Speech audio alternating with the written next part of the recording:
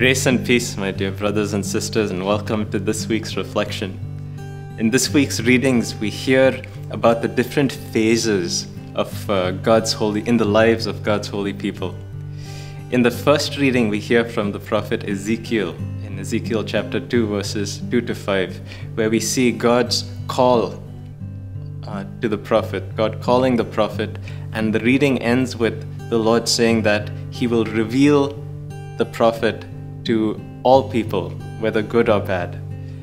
In the second reading, we hear St. Paul saying that great revelations have been entrusted to him, but in order to keep him from getting proud of this great knowledge and this great wisdom that's been given to him, the Lord has given him a thorn in the flesh, some sort of suffering.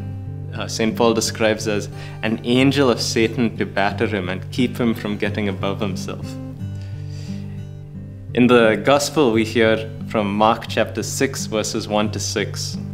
And in that reading, we hear that Jesus is not accepted by His own country people because they feel they know who He is. They say, surely this is the carpenter's son. And so Jesus was unable to perform any miracles there, and the Gospel says that He was amazed at their lack of faith. For us, this is a reminder that we should not be discouraged by the sufferings that we may undergo as a result of trying to lead a holy life. It's all part of the different phases of leading a spiritual life. There's the call, there's the revelation to the world, us being revealed to the world or the people around us that we are leading a holy life. There's this phase where God reveals to us His great mysteries, and where God allows us to go through internal struggles. And there's also the phase where we receive persecution and criticism and suffering from others, and sometimes from the people who are close to us, our own country people. We shouldn't be discouraged by that. It's just all part of our spiritual formation.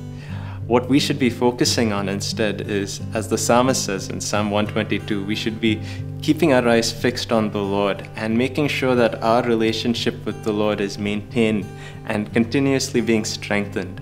And then we can be sure that the Lord will continue to guide us and mold us into the holy people that He wants us to be. Praise God.